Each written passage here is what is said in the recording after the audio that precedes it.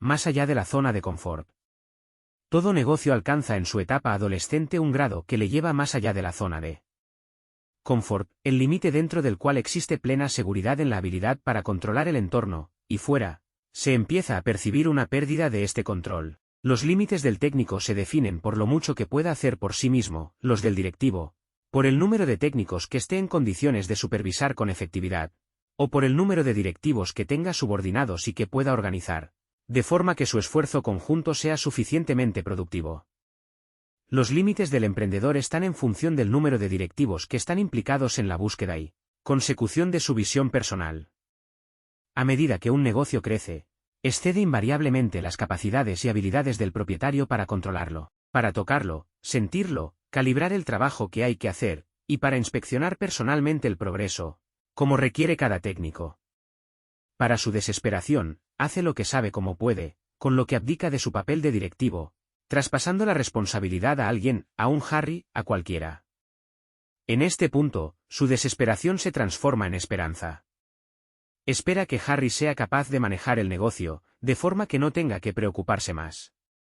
Pero Harry también tiene sus necesidades, también es un técnico. Requiere más dirección de la que un técnico es capaz de generar. Necesita saber por qué está haciendo esto o aquello. Necesita saber los resultados que se espera de él, necesita saber hacia dónde va el negocio, y en qué medida su trabajo se adapta a la estrategia global de la empresa. Para ser efectivo, Harry requiere algo que el técnico convertido en hombre de negocios es incapaz de darle. Necesita un gestor. Y la carencia de tal tipo de actuación llevará al negocio hacia una situación ciertamente insostenible. La empresa crecerá más allá de la zona de confort, a medida que la situación insostenible se acelere. Se producirán solamente 3 posibles vías de actuación, tan solo 3 caminos por los que el negocio podrá discurrir. Puede volver a la etapa de la infancia, puede dirigirse hacia una fractura fatal, o podrá definir una vía de actuación que le permitirá sobrevivir indefinidamente. Veamos cada una de las 3 opciones. Hacerse pequeño de nuevo. Una de las reacciones más consistentes y predecibles del técnico convertido en propietario de una pequeña empresa frente al caos de la adolescencia, esa decisión de hacerse pequeño de nuevo. Si no se puede controlar el caos, huyamos de él. Volver a la forma de actuar que era común cuando usted se lo hacía todo, cuando no tenía personal por el que preocuparse, o cuando no tenía demasiados clientes a los que mimar, o bien no existían niveles de inventario excesivamente grandes. En resumen, existe la posibilidad de volver a los tiempos en los que el negocio era sencillo. Es decir, volver a la infancia.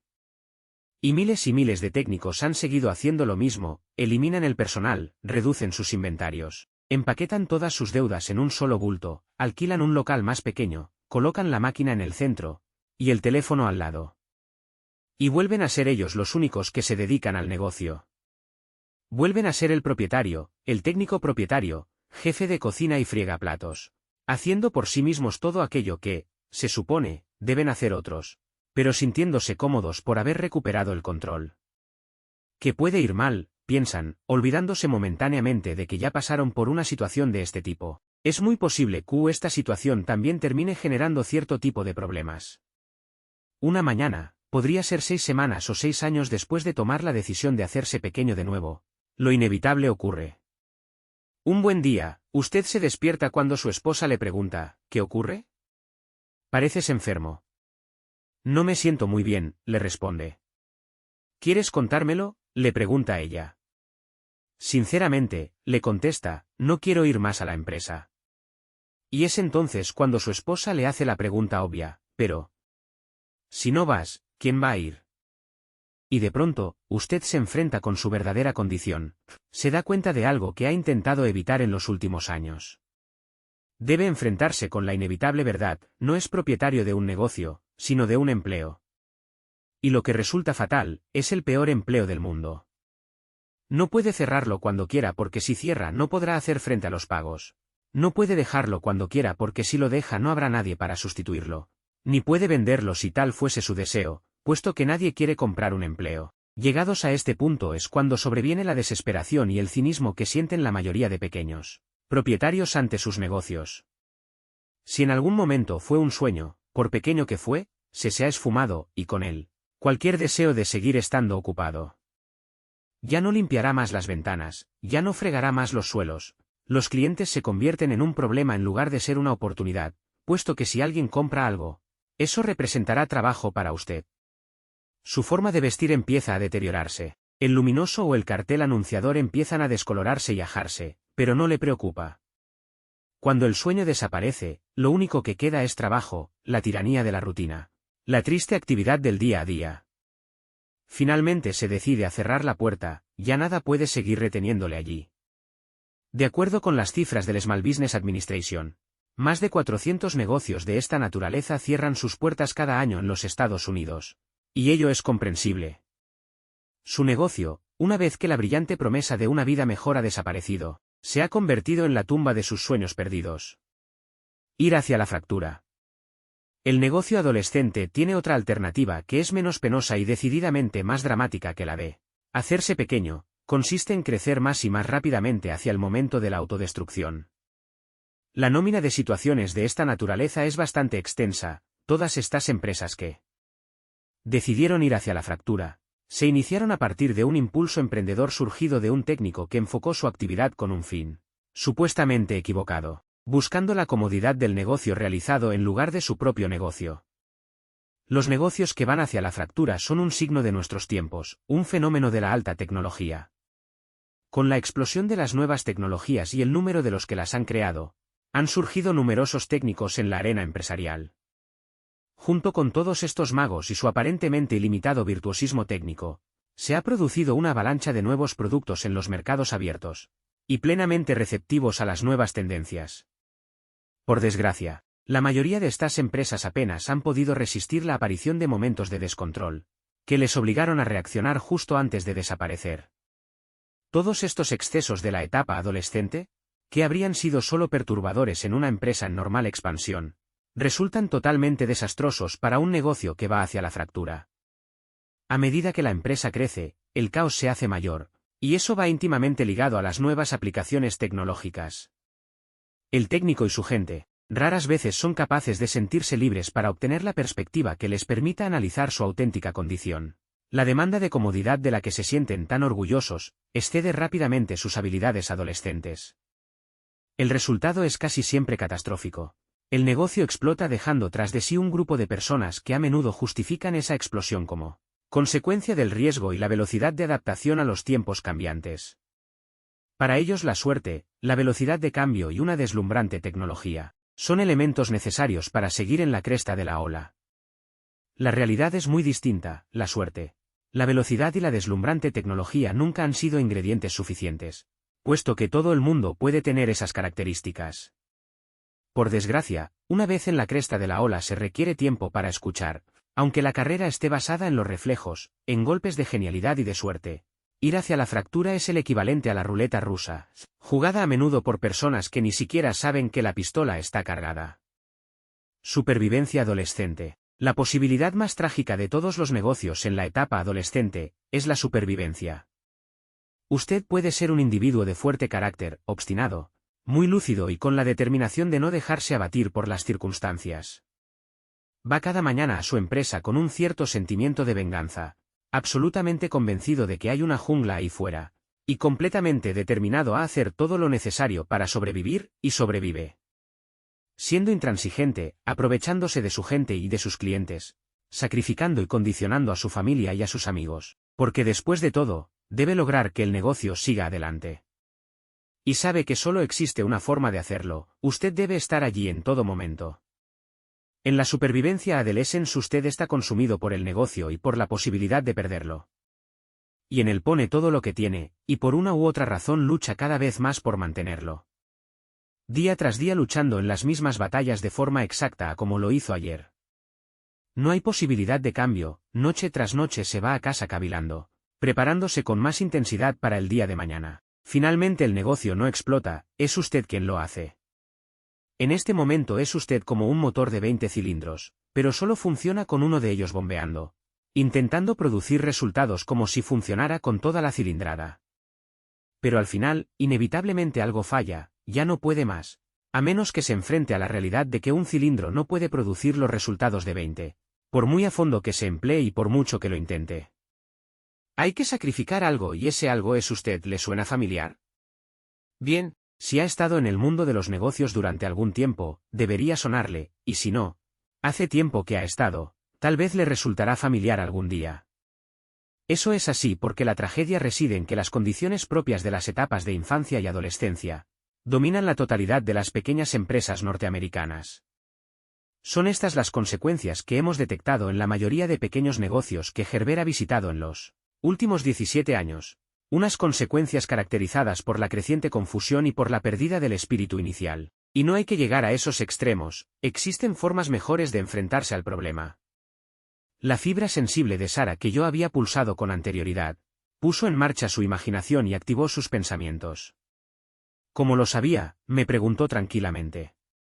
Ha estado hablando de mí con alguien, me dijo, deseando en parte que supiese más sobre su historia de lo que realmente conocía, y en parte teniendo en cuenta que no era diferente de la de otros. Ella ya sabía la respuesta, antes de que pudiese confirmarla, me dijo, me he hecho pequeña de nuevo, y sigo sin comprender lo que realmente ocurrió.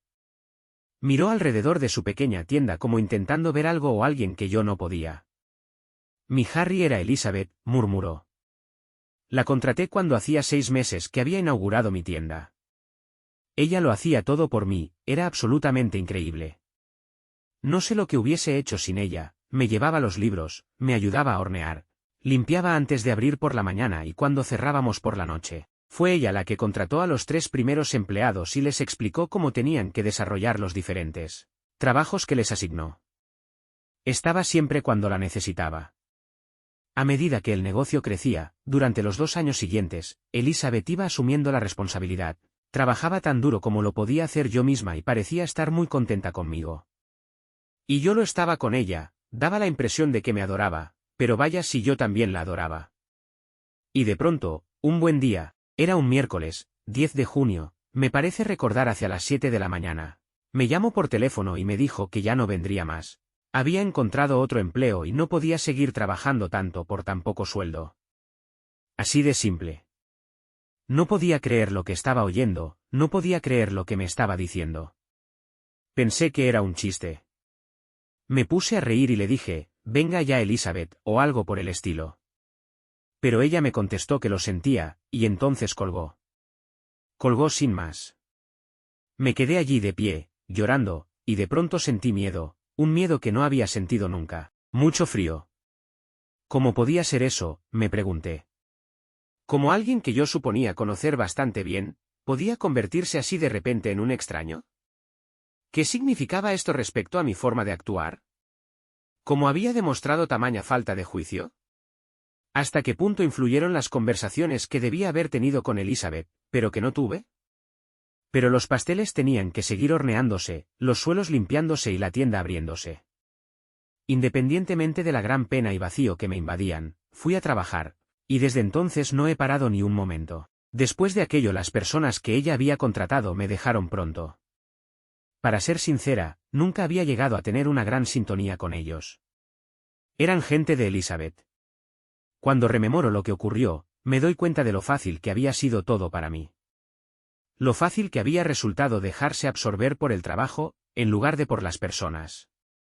Pero me da la impresión de que lo sabían, porque después de irse Elizabeth, todos parecían mirarme sospechosamente como si la hubiese dejado ir sin oponer ningún tipo de resistencia. Si una mujer como ella se había ido, ¿qué podía argumentar para que ellos no se fuesen? Desde aquel momento, no he tenido ánimos para contratar a nadie más. Y por ello lo hago todo yo, aunque sé que no puedo estar haciéndolo permanentemente. Pero, ¿cómo tengo que actuar? Vuelve a empezar desde el principio pero de forma diferente esta vez, le contesté. Es la única forma de salir de la trampa en la que te encuentras. Muchos de nosotros hemos tenido la experiencia de quedar decepcionados por alguien en quien habíamos depositado nuestra confianza. Quizá como resultado de nuestra indiferencia o falta de comprensión, atención y habilidad en el trato. Y muchos hemos vuelto a confiar, en parte, a consecuencia de comprobar que no podemos estar en todas partes al mismo tiempo. Pero la confianza solo es uno de los elementos. Ella nos puede empujar a las mismas experiencias decepcionantes, porque la verdadera confianza proviene del conocimiento, no de la fe ciega. Y para conocer hay que ser capaz de comprender, y para comprender, uno ha de tener una absoluta e íntima certeza de cuáles son las condiciones necesarias. ¿Qué es lo que la gente sabe y lo que no, qué quiere y qué no, por qué y cómo hace esto y no a qué? ¿Quiénes son y quiénes no son? En resumen, Sara confió ciegamente en Elizabeth, quiso creerla sin más. Era más fácil porque así no se vería obligada a realizar el trabajo que no deseaba, precisamente el de definir y ponerse de acuerdo sobre cómo tenía que ser la relación con Elizabeth. ¿Cuál era el papel de cada una de ellas? Es decir, que Sara tenía que ejercer de propietaria, mientras que Elizabeth sería la empleada. En definitiva, Sara tenía que haber definido las reglas del juego que Elizabeth iba a jugar. Dado que Sara no se sentía cómoda en su nuevo papel de propietaria, se abandonó a la suerte. Abdicó de sus responsabilidades como propietaria y asumió sin más el rol de una empleada más. Evitó que se consiguiese una plena participación con Elizabeth y originó una dinámica entre ella y su empleada, basada en unos planteamientos demasiado débiles. Una omisión que propició la marcha de Elizabeth y dejó sumida a Sara en una depresión. Ciertamente no era necesario que le dijese a Sara que la culpa era suya. Tan solo necesitaba encontrar la manera correcta de mostrarle cómo debía obrar de manera diferente la próxima vez. Pequeño, más pequeño, el más pequeño. ¿Cuán grande es pequeño? Para una empresa de la lista del Fortune, 500 o 1000 personas, son una empresa pequeña. Para una de 10 empleados, otra de 2 sería una empresa pequeña. La verdadera cuestión no es la pequeñez de una empresa sino cuán grande debería ser. ¿Cuál es el tamaño al que su empresa puede llegar de forma natural, poniendo el énfasis en la expresión, de forma natural? Porque sea cual sea este tamaño, cualquier limitación que se ponga en su crecimiento resultará antinatural, condicionando a la empresa, no por las fuerzas naturales del mercado o por una eventual falta de capital, sino por las propias limitaciones personales. Estamos hablando de la falta de habilidades empresariales, de conocimientos y de experiencias. Y por encima de todo, de carencia de pasión para lograr el crecimiento de un rico, extraordinario y dinámico negocio.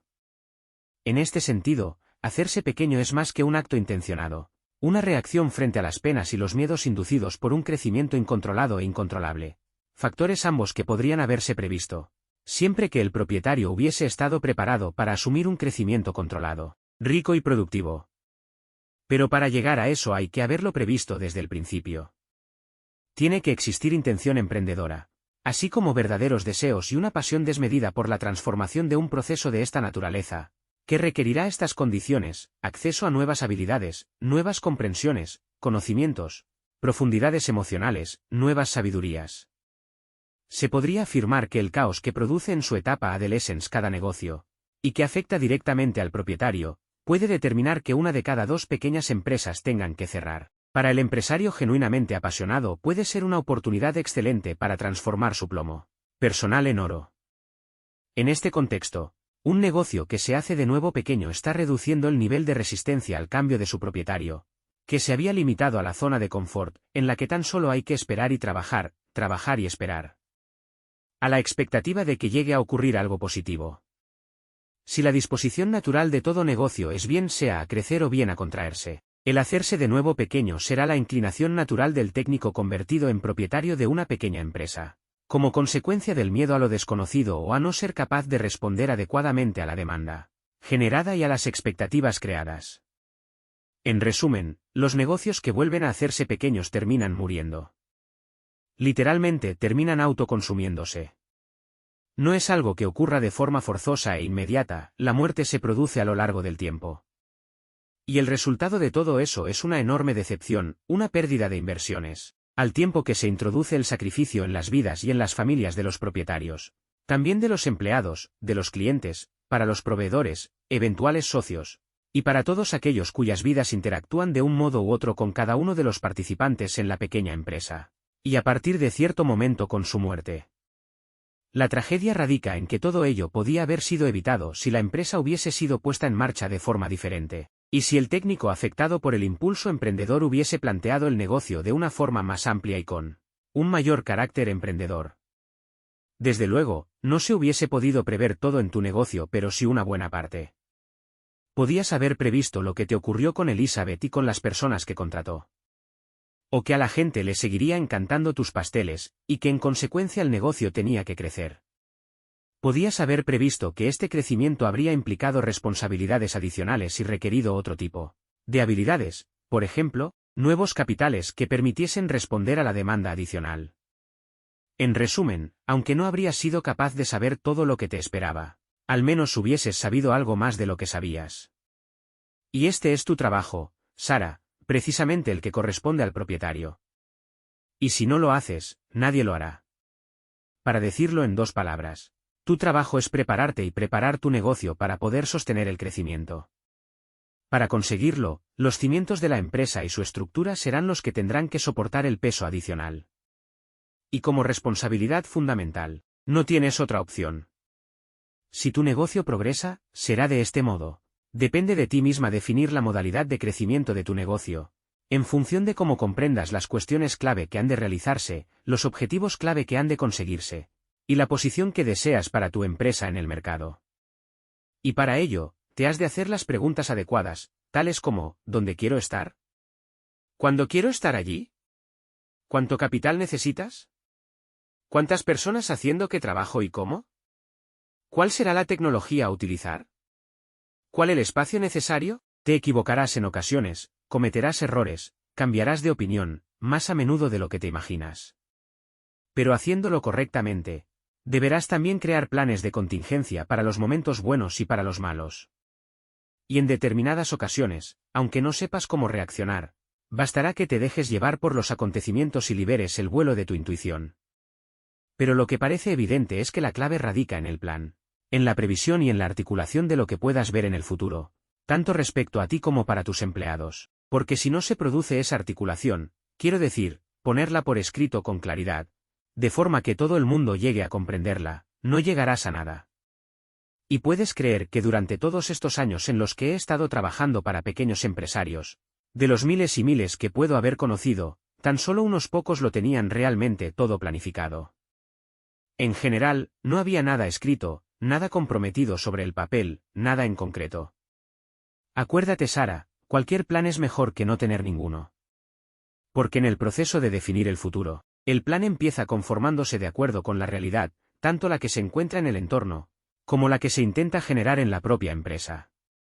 Y como quiera que ambas realidades se unen, crean conjuntamente una nueva realidad, llámale tu realidad, llámale la única invención que resulta ser realmente tuya, la realidad de tu mente y de tu corazón, uniendo todos los elementos de tu negocio y de este con su entorno, conformando, diseñando, colaborando, formando algo que nunca había existido anteriormente de forma similar. Y este es el elemento fundamental de una empresa madura. Un negocio de este tipo es el que se inicia de forma distinta al resto. Una empresa madura se crea desde una perspectiva amplia, emprendedora, más inteligente. Se trata de generar y construir un negocio que funcione gracias a ti, y no sin ti. Y porque se pone en marcha de esta forma, es más probable que se siga por estos derroteros. Y aquí reside la verdadera diferencia entre una empresa adolescente, en la que todo queda sujeto a la suerte de lo que le ocurra, y una empresa madura, donde existe una determinada visión contra la que se va contrastando el presente. Pero me estoy adelantando, lo importante es que tu experiencia podría haber sido completamente diferente. Que existe una manera de poner en marcha un negocio totalmente distinta a la asumida por la mayoría de los técnicos convertidos en propietarios. Y que además cualquiera lo puede hacer. Me quedé mirando a Sara y pude captar el brillo de sus ojos. Lo importante, le dije, es saber cómo comportarse con todas las Elizabeth del futuro. Lo hiciste lo mejor que pudiste, y también lo hizo Elizabeth. Es el momento de seguir con tu vida, de levantar un negocio acorde con tu forma. ¿Estás preparada? Finalmente, Sara me sonrió.